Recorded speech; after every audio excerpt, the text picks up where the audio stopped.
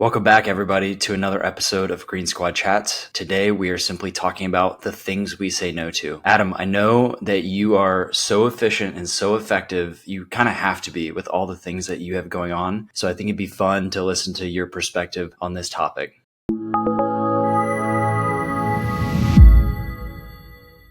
This is like an emotionally charged topic for me because I am a lover of people. Like, I want to win. I'm a winner, but I want to do it with people. That's my personality. Where I have some friends and some entrepreneurs who are really successful, who are just savage. Not that they don't like people or they're not kind people. They just, winning is the most important thing to them. And my personality, winning with people, is the most important thing. That said, it's hard for me to say no. And I think what happens is we're on the come up in an industry and we're trying to learn everything that we can to be successful. And we're putting all this time and effort in. And over years, you build a lot of experience. You start to have success, whatever that is for you. And then now you have your time value of money changes. And what I mean is, like, what I can do in 1 hour and make a return on maybe used to be $30 an hour. Then it was $100 an hour. Then it's $1,000 an hour. And then it could be $10,000 an hour, right? Like, the work that I'm doing can return $10,000 in 1 hour or more. So, and it's not all about money, but it's all about prioritization. As you become more successful, especially if you have any platform or people follow you, it's both useful and a burden in some ways, then people want to talk to you more and more and more. And you want to give back. You really want to give back. And it is one of my missions to pull people up with me. But again, it goes back to priorities. If I give back to that person who asked to pick my brain, get on a call with me for something, what am I not doing? Am I not going to my son's basketball practice on Thursday night? Am I not taking my wife on a dinner date? And this isn't all about money. This is just life, because I'm already working really hard to grow my businesses and sacrificing some things. Now you want me to work really hard to grow your business and sacrifice, say, maybe my family time or the other things that I do in my life. So I think when people say, can I pick your brain? Will you give me time? And it's like, yes, number one, but it's going to be on my terms, because I do want to give back to you. My terms could be, hey, we're meeting at Saturday at 5 a.m. because that's when I have time. And if you don't show up to that and you waste my time, you were asking for my time, but you don't actually respect it. Or my terms might be, I actually already have something in my schedule. Like, for me, I coach in the 7-figure flipping mastermind group. That is already built into my schedule. Join that group and I will pour into you. Now, they might say, well, that group costs money. I wouldn't do that. Again, how do you value my time? Because I know how I value it. And I want to help you, but I also have to be cognizant of all the other things that I have going on in life. And don't get me wrong, this is not like I'm better than anybody or you guys are better than anybody or anybody's really better than anybody. This is all about priorities and time and being in alignment with what phase of your life you're at and what you're working on. And I know everybody in the Green Squad here is like, they are go-givers in their own ways. And you only have 24 hours in a day. You do want to help people. And occasionally I am able to, and I do it, but it's becoming increasingly harder. So I'm having to tell people, yes, but on my terms. And that could either be in a group that's paid that I'm already committing time to, or it could be at a crazy time or day, or it could be 2-3 months out before I'm available. And it's hard because I don't like to say no. It's hard for me personally. So that's kind of where I'm at with it. And I think as you move along your journey, you end up at different spots. I think early on, you got a lot of bandwidth to network and figure things out and talk to everybody. You kind of get into the meat of your growth and the time is limited. And I suspect on the back end, when you've built your empire and you've built the life you're trying to build on your 10-year plan, you end up having more time and then you're giving back as much as you possibly can. That's the way I envision it. Adam, that is so good. That is so hard to follow. There's a reason we went with you first, and that was just spot on. Really appreciate your perspective there. Brandon and Tom, I'm curious what you guys have to say. What's interesting is Adam and I are both 04s in the military, and you guys have a more senior experience with your military careers. I'm curious how that might factor into your guys' responses to this question as well. Something I want to key in on that Adam talked about is it's what he started with. He started with an indication that he has a very clear sense of his personality, because he said that he wanted to, right? He wants to succeed, but he wants to bring others with him, bring others along with him. And this is a recognition that he's going to have a natural tendency to say yes to people. Because why? Because that relationship really matters to him. And I mean, we've all seen it, how he's poured into us, Green Squad, us individually, and all the other things that he's involved with, right? So it starts with that recognition and that self-awareness that I think we have to have and understand about ourselves that, hey, this is a blind spot for me, or this is an area where, not a blind spot because he understands it, but this is an area where if I'm not careful, I will end up spending way too much of my time. And that, based on where he's grown to and where he is now, that is not the best use of his time for everybody, not just for money, but for him to do what he is meant to be doing, to pour into everything, his businesses, his teammates, his clients, people, right? His family. If that time suck is there because he is not aware of it, then he's not able to do what he's meant to be doing. So to me, it starts with self-awareness and that recognition of your strengths, your weaknesses, and your tendencies. So good, man. Brandon, you talked about knowing yourself, and I'll said another way, you need to know what your priorities are. You need to know what's important to you, what motivates you, right? In order to choose how to spend your time. And that can be both macro and micro, right? In the micro, it's the day-to-day decisions about how you spend your time, who you spend your time with. And then macro, it's about life decisions. And for me, I have said for years that I want to and need to and prioritize my family, to be here with my kids. So a little over a year ago, I decided to retire, and it was a hard decision. So I'm in the final couple of weeks here. I'll be hopefully on terminal leave, well into terminal leave, or even retired by the time this airs. And I'm pretty anxious about it, right? So you've got to, in order to maybe say no to things, you need to be uncomfortable. You need to get comfortable with being uncomfortable. You need to embrace the growth, embrace the unknown. And for me, that was being clear about what I wanted, which was more time with my kids. And so I had to say no to the Navy, which has been a phenomenal 2 decades for me. And in a lot of ways, it's easy. I figured it out. I get compensated pretty well. And to say no to that was very hard for me. And I was able to do it because I was clear about what my priorities were, about what I want, what my family wants. And that allowed me to embrace this discomfort and say no to something. And I think, while my example doesn't have to be anybody else's example, it does bring up, one of the things that I've seen and you've all seen is someone whose words and actions don't match, right? And whether you talk about being clear about your priorities or putting your money where your mouth is, the phrase that I like is a say-do mismatch or a say-do gap. I'm sure you guys have heard that term before. Yes. Where I'm saying one thing and doing another.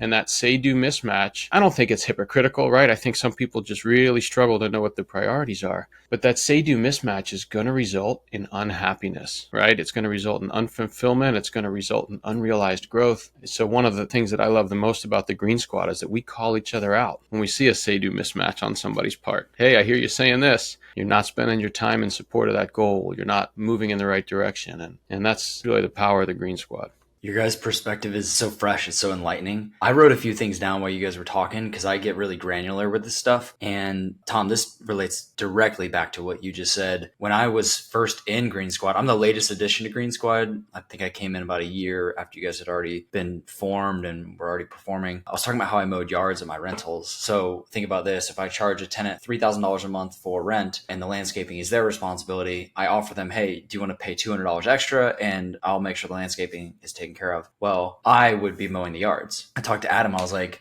man, this yard mowing, like I'm doing like 5 yards in one weekend and I don't have time for anything else. And Adam was like, how much could you hire out a landscaper for to do the yards? Probably $40 per yard. He's like, how long does that take to do 1 yard? I was like, it takes me $2. He's like, well, can you make more than $20 an hour doing something else? If you're choosing to use that time to work, so either way you're working, can you use that time to instead do something that might be more enjoyable and is worth more than $20 an hour? I was like, oh yeah, definitely. He's like, then why are you doing this? And I didn't mow a yard ever again. So I actually wrote down a few things I'm going to get very granular. Things I don't do, because that's the title of the podcast, things I say no to.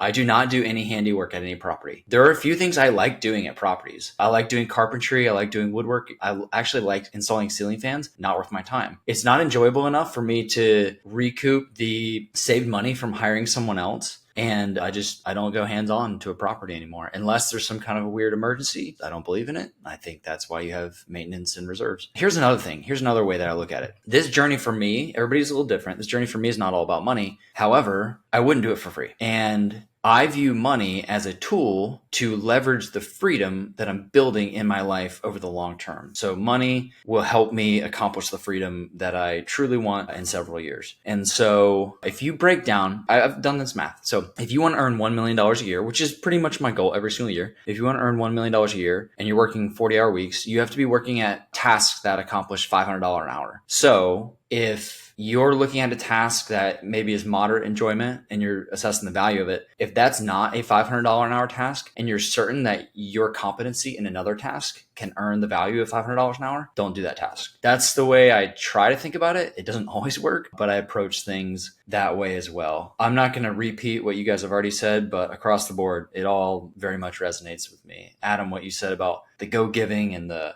pick your brain, spot on. I'm the exact same way. So I appreciate that perspective you shared. I think here's another interesting part of this too, is it's not all about money, right? It's okay to want to make money, to grow your wealth. Like, it's okay. I know it feels taboo to some people. I get the sense that people feel like it's disingenuous. Here's the truth though. We didn't create the scoreboard. The United States government did. The world economy created the scoreboard. It is a world scoreboard that was created for us as humans. The environment we operate in, the game we're playing, right? So when you break down your task and what they would return on an hourly basis, I think that's okay. I think it's okay to both have an impact goal and a money goal, right? I think those are two things that you need together, because the money can buy you things. Nobody on this call really cares about things, right? If we cared about things, we would be driving Ferraris because we can, but we don't. That's ridiculous. We care about impact and purpose and like what we really want in life. We know that money allows us to get those things. So when we're saying no to something because our time is worth more, and I say that a little bit tongue in cheek, that's not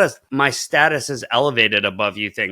I'm focused on my impact that I want to have. And money is the tool that allows me to do that at the highest level. So that's why I use money as the measuring stick on what the time is worth. It's not about the money. It's just the tool. So I think it's important to illuminate that for people, because it could be easy to be early on in your journey just going, oh, these guys are just, all they care about is money. They just got money. No, money is the tool that gets us to having the impact that we want, fulfilling the purpose that we want. It's not everything. You can do plenty purposeful, impactful things, and there are many people who are doing it without money, but I promise you money makes it a lot easier. So good, Adam. So good. I will also share that this scale has shifted drastically for me over the course of 5 years or so. You look back 4 years ago when I used to mow the yards and do all that stuff. At the time, that was the right move. At the time, that was learning. At the time, that was growth. That was me sacrificing so I could have more capital to then buy more deals. And now that scale has shifted because my experience led to me solving problems with a higher value, which allowed for higher compensation. So